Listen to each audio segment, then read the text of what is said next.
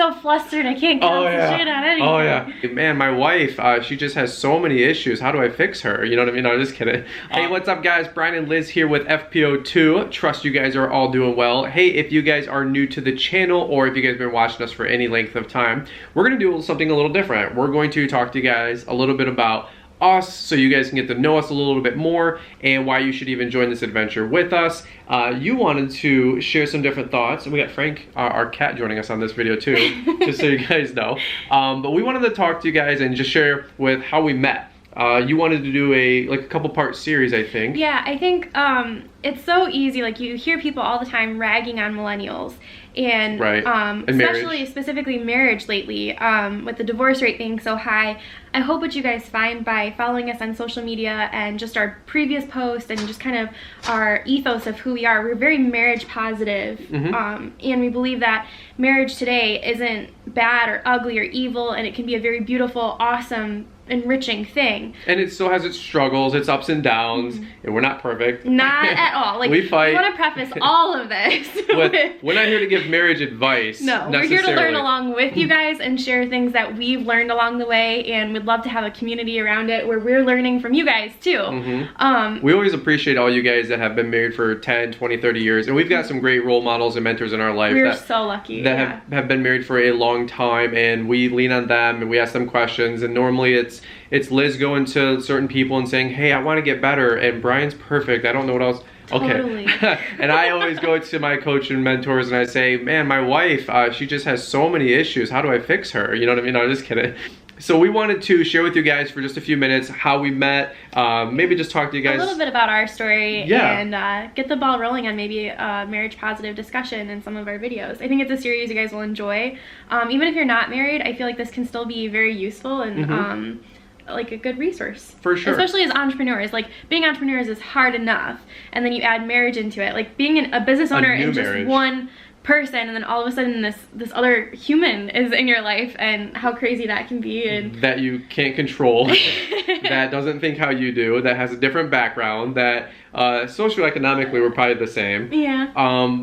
But you know what, like, we're very different personality types. We are. When we first met, I was working as a waitress at B-Dubs, which is like your favorite restaurant. Buffalo Wild Wings, for any of you guys that don't have them. Great chicken wings. Yeah, and I was in a really weird place in life. I had gone through some stuff that maybe we'll get into in a future video. I'm not really sure there yet. Couple bad relationships. Couple bad relationships, just in a rough, if I'm honest, a really rough place in my life, and a very growing season, we'll call it. You were one of my tables. Yep. And this sounds so corny, but I just knew something was different. Like, I was in my season of hotness back then. I claim I never left it, but I had my season of hotness. Oh my god. I'm in there to watch a football game with one of my friends. Yes. And kind of a fluke thing. You don't even like football. I was sitting at home. I remember like it was yesterday. It's almost like those moments in life. You only get 2 or 3 of them in life where like you just literally can remember like almost like the napkin color and the linen tables and you know like stuff like that in life, or where you were when something happened. So I was up there on a Saturday watching football. I had no intention or even going up there at all that day. I was just kind of bumming it. I remember, and my buddy's like, dude, don't be a dork. Let's go up, watch the U of M versus Notre Dame football game. Which go blue, but anyway. And while I was up there, just ordering food, do you want me to tell them the story? He ordered... How about you tell the story and then I'll tell the real story. We still argue about this. He came in, sat down, whatever. I remember thinking like, I was trying to figure out if he was like single or not, because there was a girl at the table, and I was just like, I was kind of nervous, a little flustered. My friend's girlfriend. Yeah, your friend's girlfriend was there, but I didn't know whose girlfriend it was. I just knew that there was a girl at the table. I might have been a little flustered, but I know you ordered the wrong thing. Like, you ordered it the wrong way. He ordered pretzels with like, and then he was like, I want like queso too, and like, so there's like the pretzel app and there's a queso app. The pretzel app comes with a side of queso, but then there's like a whole queso app by itself, and so the way that he said it made it sound like he wanted both. And I read everything back, and he goes, okay, so I put the order in, and lo and behold, it comes out to his table. Another waitress brought it out, and he's like, oh, this isn't my order, this is wrong. She's like, no big deal, who's your server? And he goes, that cute blonde over there. And of course she runs up to me in the kitchen and is like, table 31 thinks you're cute, and that is actually the table number. Like, really? That, yeah. 31? 31. That's how old I am. Yeah, it is. Wow. Wow. That has nothing to do with this video, but. And so, of course, you know, she runs up to me and she's like, oh, you know, your table thinks you're cute. And I'm like, oh, really? Because I think he's pretty cute, too. And he wouldn't have said that if that was, like, your girlfriend at the table, obviously. Maybe. Maybe. And now I know you. Like, you do this to all of your waitresses. So, like, it wasn't anything special. I'm making friends. I'm a very, not flirtatious. He's a very flirtatious guy. I want to make friends. That's just who he is. He's like one of those people who's never met a stranger. I'm just We're both annoying. pretty, like, outgoing. Some people call it annoying. Well, okay, and then so my perspective, of course, was, hey, there's this hot, pretty blonde girl there, and I wasn't really looking to date or get into a relationship necessarily, but I was also like, hey, I'm not getting any younger, you know what I'm saying? How old were you? 26. Yeah. Because you were 22. I was 22. 4 years difference. Young and dumb. Young, blonde, dumb. And it was funny because I had ordered my favorite appetizer at my favorite restaurant. So wouldn't you think that I would know how to order my favorite appetizer at my favorite restaurant? Like, so I ordered the pretzels. They came out incorrectly because somebody still has a listening issue.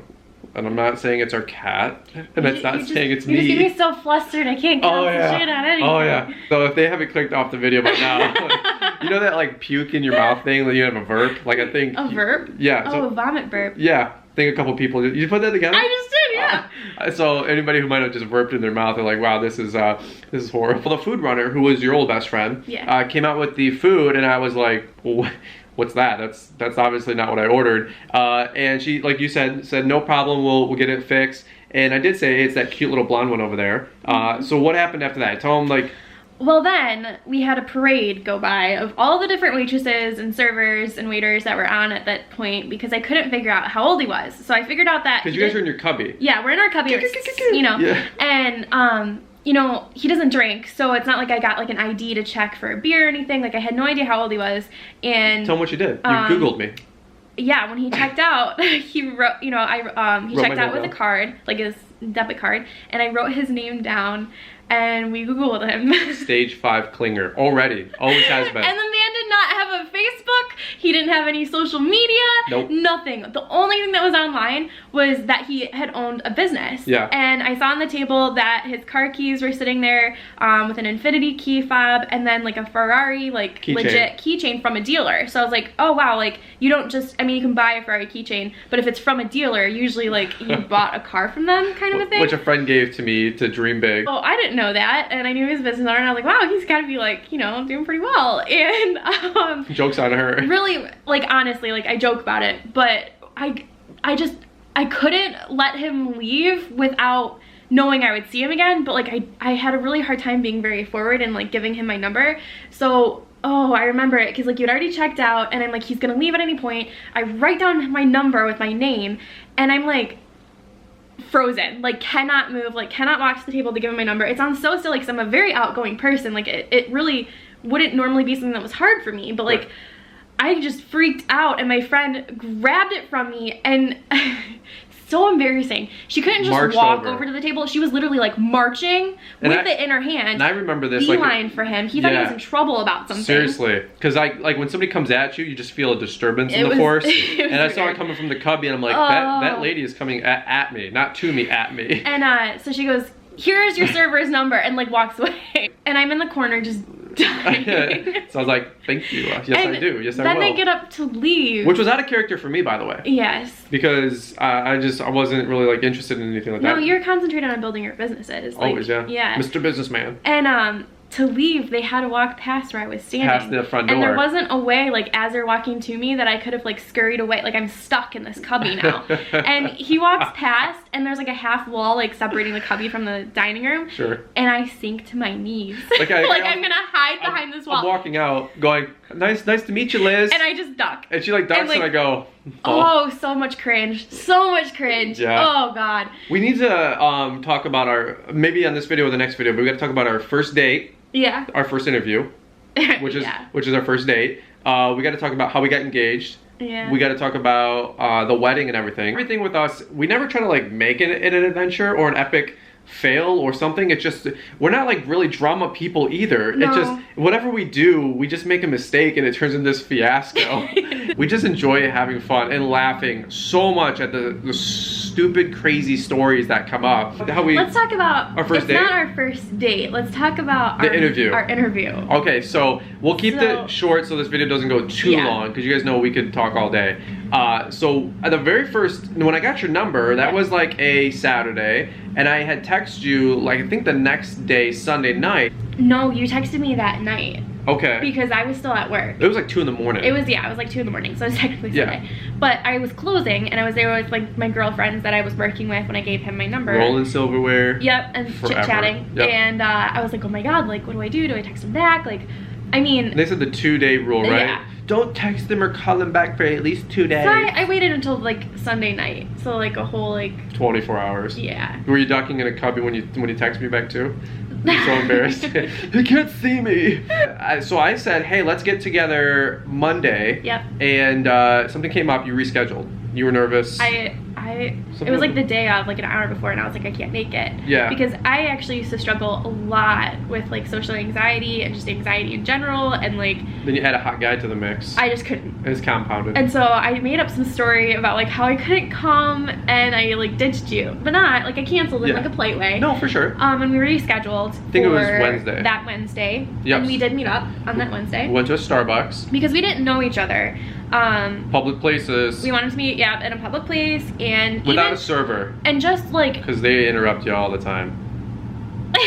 And just chat, because we didn't want to go on a date without, just a complete stranger. Like it was kind of awkward. And so we sat down and we sat at a Starbucks that was open until 11, I think. Yeah, we met up at like 7 or 8 p.m. Yep. Until literally 11 o'clock at night. Yeah. And we encourage people to like get to know each other, and like one of our philosophies in life is like we don't just date to date. Like I never did, and neither did you. Like we wanted the date to be in a relationship. We wanted the date to be in something long term.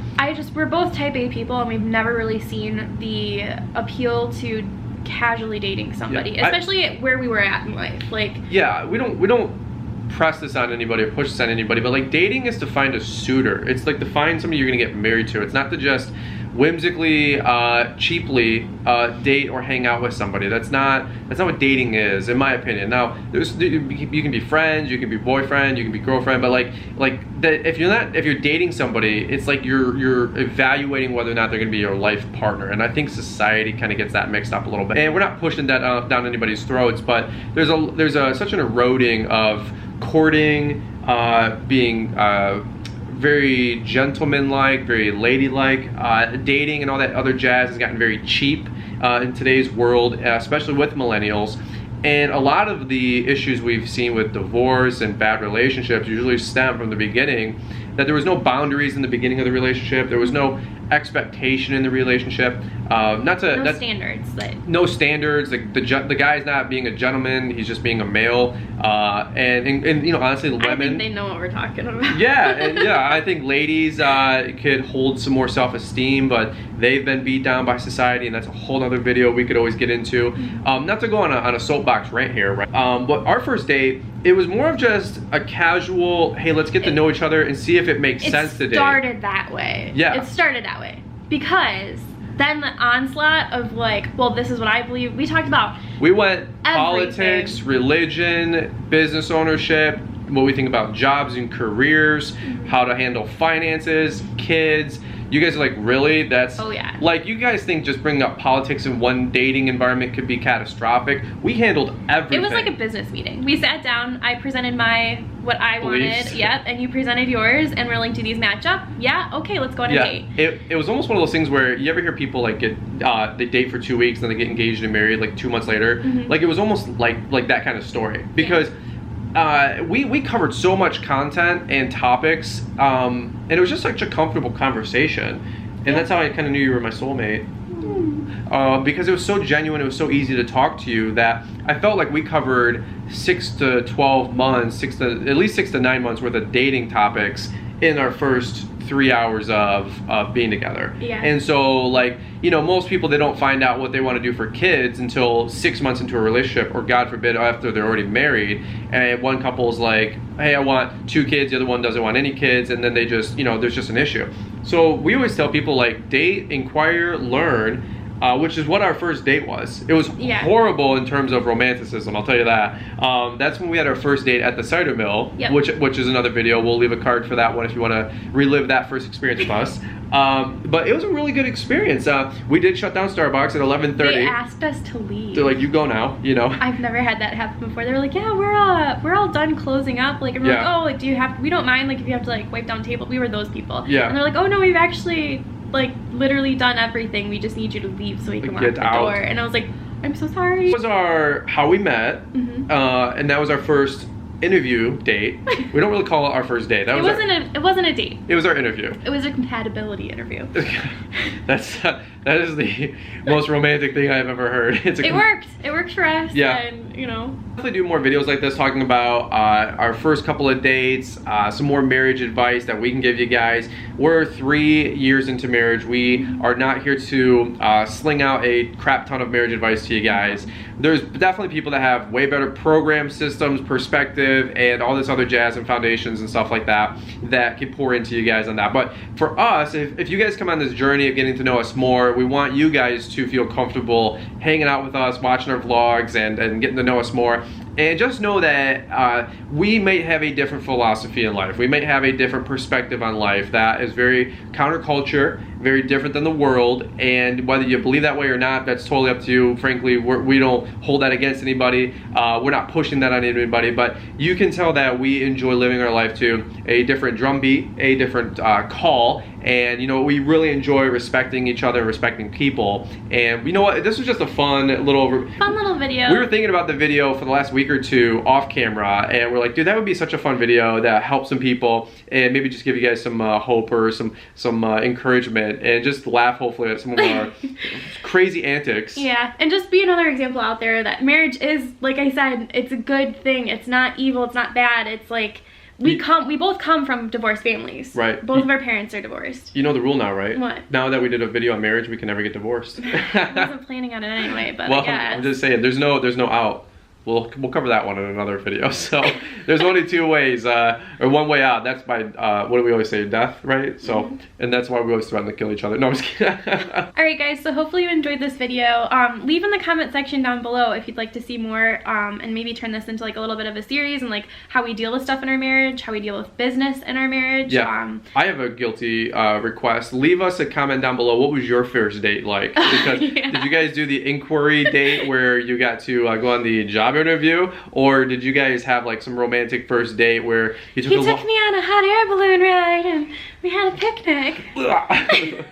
Now, I have done a lot of very cool things. You have, yeah. We'll share some fun ones with you guys and maybe give you guys some ideas for dates and anniversaries, because I like blowing people's mind. I love spending money. I enjoy blowing your mind and proving my love, not just with material things and, you know. We don't do so many presents as we do.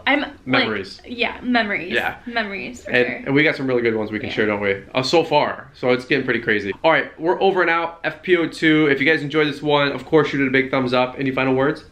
Don't forget to like, comment, and subscribe, and we'll see you on the next one. All right, guys. Over and out. Bye. Bye.